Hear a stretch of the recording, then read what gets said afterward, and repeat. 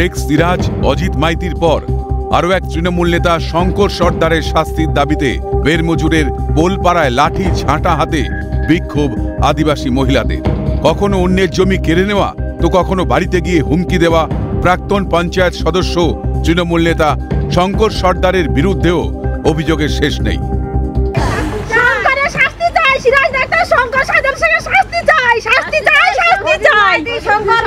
অভিযোগ এই শঙ্কর সর্দার তৃণমূলের এক পঞ্চায়েত সদস্য এবং তিনি গ্রামবাসীদের জমি বেদখল করেছেন। আমাদের অভিযোগ শঙ্কর সর্দার কিভাবে জমি কেড়ে নিয়েছে, আমাদের সেই অভিযোগ।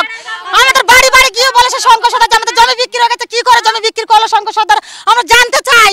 কেন যাচ্ছেন? শঙ্করের বাড়ি যাচ্ছি, আদায় করতে যাচ্ছি, জমি জায়গা কেন লুটে নিয়েছে আমাদেরকে, হ্যাঁ কেন নিয়েছে? আজকে দীর্ঘদিন আমরা মুখ বন্ধ করেছিলাম। দীর্ঘদিনের ক্ষোভেরই যেন বহিঃপ্রকাশ ঘটল পোলপাড়ায়।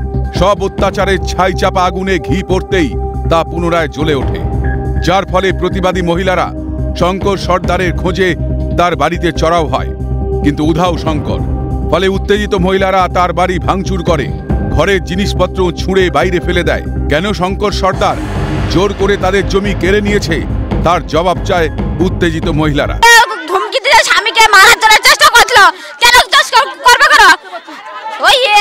সন্দেশখালীর বাসিন্দাদের শয়ে শয়ে অভিযোগের বিষয়ে কি কিছুই জানতো না প্রশাসন?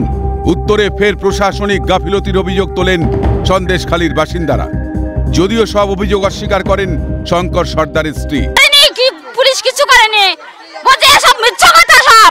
পুলিশ আপনাদের পাশে দাঁড়ায়নি? না, দাঁড়ায়নি তো। তার জন্যই কি আজকে এই ক্ষোভের প্রকাশ? হ্যাঁ, আমাদের জমি জায়গা নিয়ে নিয়েছে তো। জোর পূর্বে ওরা অত্যাচার করছে। তাকে ফোন করে জানিয়েছেন? ফোন করে জানিয়েছেন? না দেখুন দিদি, এরকম ভাঙচুর হচ্ছে, তাহলে ঘরে ঢুকে এরকম ভাঙচুর করবেন বলুন? আপনি জানতেন যে আপনার স্বামী এরকম জমি দখল করে নিচ্ছে? না। অভিযোগ যেটা আসছে? না কোনো রকম মিথ্যে অভিযোগ। কারা দিচ্ছে মিথ্যে অভিযোগ? TMC, BJP. আমার বাড়িতে আজকে আমার বাবা নেই, আজকে আমার দুই বোন, আমার মা, আমার ভাই আছি। আর এখানে হচ্ছে ওরা জোরপূর্বে এসে ভাঙচুর করা শুরু করে দিয়েছে। এই যে মহিলাগুলো এসেছিল, এই মহিলাগুলো ভাঙচুর করেছে আমাদের বাড়িতে। পরবর্তীতে ঘটনাস্থলে উপস্থিত হন এসপি বসিরহাট, ডিআইজি বারাসাত এবং পুলিশের একাধিক উচ্চপদস্থ আধিকারিক। বেশ কিছুক্ষণ পর পরিস্থিতি নিয়ন্ত্রণে আসে। আমি সন্দেশখালীর বাসিন্দাদের বারবার বলছি যে আপনারা নিজের হাতে আইন তুলে নেবেন না। আপনারা যদি নিজের হাতে আইন তুলে নেন, পুলিশ লিগ্যাল অ্যাকশন নেবে, কঠোর লিগ্যাল অ্যাকশন নেবে। যত দিন যাচ্ছে ততই বাড়ছে উত্তেজনার আঁচ। একের পর এক ধারাবাহিক ঘটনা ঘটেই চলেছে সন্দেশখালীতে। কবেই পরিস্থিতি শান্ত হবে?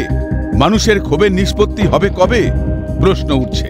এবং সর্বসাকুল্যে বেরমজুর ফের উত্তপ্ত হয়ে ওঠে। যারা গ্রামবাসীরা রয়েছে ফের এক তৃণমূল নেতার বাড়িতে ভাঙচুর চালায় এবং সেই তৃণমূল নেতার গ্রেপ্তারির দাবিতে বিক্ষোভ করেন। ক্যামেরায় শুভজিতের সঙ্গে রেশমির রিপোর্ট, ক্যালকাটা নিউজ, সন্দেশখালী।